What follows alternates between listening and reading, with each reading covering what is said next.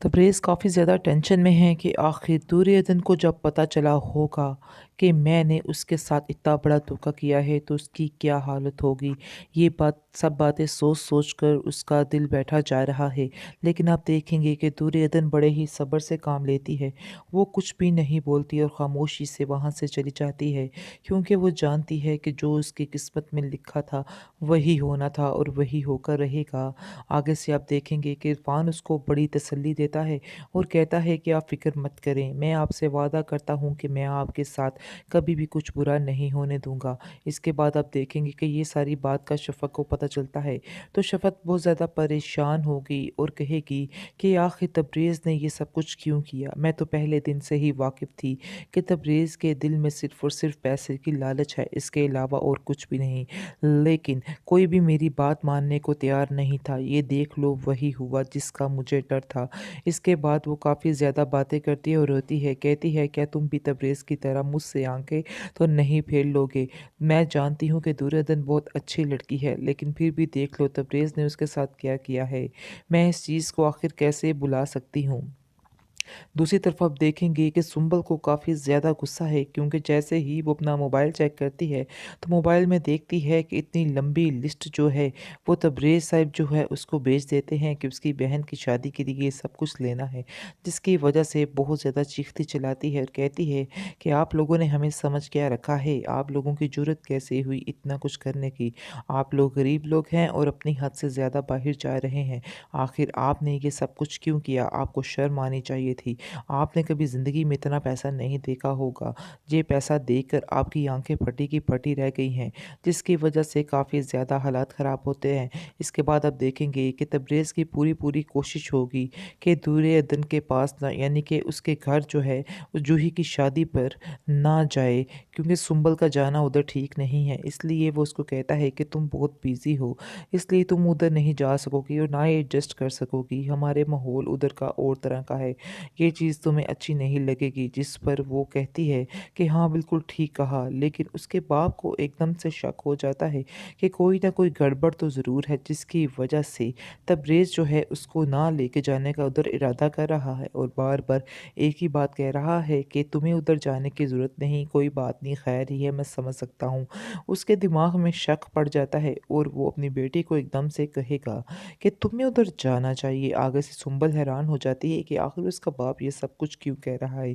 लेकिन वो दूर की सोच रहा है, उसको शक हो गया है कि तबरेज़ के दिल में कोई ना कोई चोट ज़रूर है, जिसकी वजह से वो उसको साथ नहीं लेके जाना चाह रहा। इसलिए अपनी बेटी को वो बाद में समझाता है और कहता है कि तुम्हें वहाँ पर जाना ही होगा और देखना होगा ऐसी क्या वजह है जिसकी वजह से तबरेज़ तुम्हें उधर लेकर नहीं जाना चाहता है, जिसकी वजह से सुंबल आप देखेंगे मान जाएगी। दूसरी तरफ आप देखेंगे कि दुर्योधन जो है वो बहुत ही सब्र के साथ सारा मामला तय कर रही है, क्योंकि बार-बार क्या कहते हैं कोई ना कोई मेहमान घर में आता जा रहा है। लेकिन उसकी सास ने उसको साफ समझा दिया है कि तुमने कोई भी रोना-पिटी नहीं डालनी, कोई रोना-धोना नहीं रोना है, बिल्कुल ही सब्र से काम लो, कुछ भी नहीं हो गया है।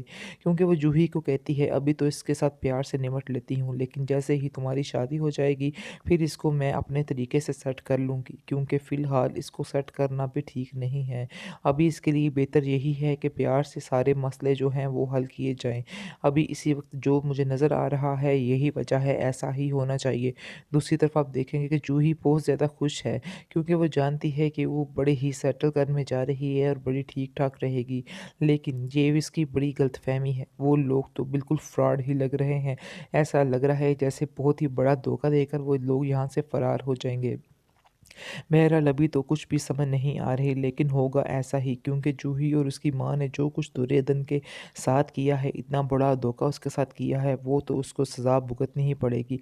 और मुझे तो ऐसे लग रहा है जैसे जूही की तरह है, यानी कि जूही की तरफ से ही ये सारा कुछ होगा, यही सज़ा उनको मिलेगी। वो लोग फ्रॉड होंगे और लूट मार कर चले जाएंगे।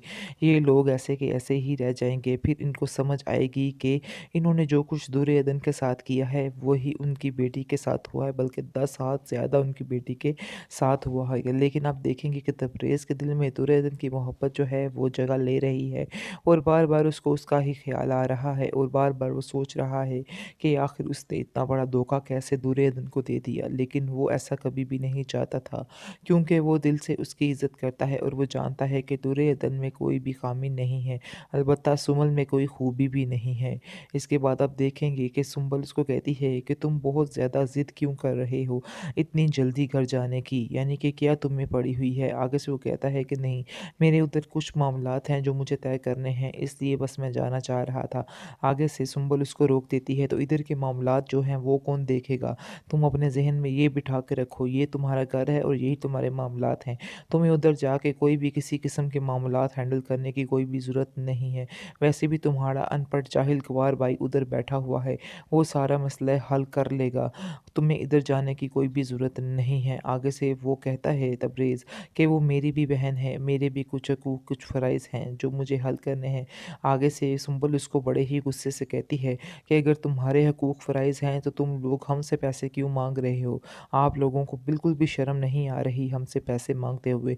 लिस्ट तो आप लोगों ने इतनी लंबी ऐसे थमा दी है जैसे कि हमने ही सारा कुछ करना है। तुम में ज़रा सी शर्म होती तो तुम ऐसे ना करते। तुम्हें तो चाहिए कि अपनी बहन की सादगी के साथ सारी रसूमात वगैरह अदा करो। इसके बाद आप देखेंगे कि जूही जो है अपने भाई से कहेगी कि तुमने सारे पैसे के मामलात को हल कर लिया है, मैं सारा कुछ करने वाली हूँ, यानी कि सारे अपने दिल के अरमान पूरे करने वाली हूँ। ये सब बातें सुनकर तबरेज़ थोड़ा घबरा जाता है और अपनी बहन जूही से कहता है कि तुम ज़रा हाथ अपना हल्का ही रखो, यानी कि कोई ज़रूरत नहीं है इतना उछलने कूदने की, इतना पैसा मैं नहीं लगा सकता। ये बात तुम अपने ज़हन में रखो, ये तुम्हारे भाई का पैसा नहीं है जो तुम माँग रही हो, ये किसी और के पैसे हैं और मैं भी इधर किसी और के पैसे पे ही रह रहा हूँ। दूसरी तरफ आप देखेंगे कि काफ़ी ज़्यादा टेंशन है उर्फ़ी के अंदर आई हुई और उर्फ़ी जो है उसको कुछ समझ नहीं आ रहा कि वो क्या करे। वो तबरेज़ को कॉल करता है और उसको खूब ज़लील करता है क्योंकि वो जानता है कि तबरेज़ ने बहुत ही गलत किया है। वो उसको समझाता है कि आज तक मैं तुम्हारे साथ कुछ भी नहीं बोला हूँ, लेकिन आज मैं चुप नहीं रहने वाला। जो कुछ तुमने किया है आज तुम्हें उसकी सज़ा भुगतनी पड़ेगी। काफ़ी ज़्यादा टेंशन में आ जाता है। इसके बाद आप देखेंगे कि तबरेज़ भी उसके सामने नहीं बोलता क्योंकि वो जानता है कि उसने बहुत बड़ी गलती कर दी है।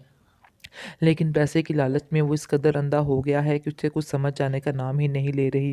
दूसरी तरफ आप देखेंगे कि इरफ़ान उसको कहता है कि तुमने बहुत ही बुरा किया है, मैं तुम्हें इस मामले में कभी भी माफ़ नहीं करूँगा और बल्कि दुर्योधन भी तुम्हें इस मामले पर कभी माफ़ नहीं करेगी। जिस पर सुनकर तबरेज़ कहता है कि मैं खुद इधर बहुत ज़्यादा मुश्किल में हूँ, इसलिए मेरे लिए ये मुश्किलात मज़ीद मत बढ़ाओ।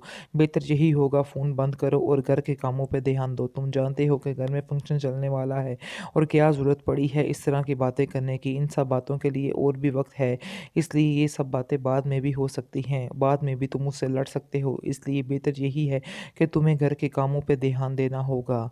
मैं नहीं आ सकता, मेरे इधर कुछ मामलात हैं। आगे से इरफ़ान को गुस्सा आता है और वो कहता है कि मैं बहुत ही अच्छे तरीके से जानता हूँ कि तुम्हारे कौन से मामलात हैं। इस चीज़ का अंदाज़ा मुझे हो चुका है।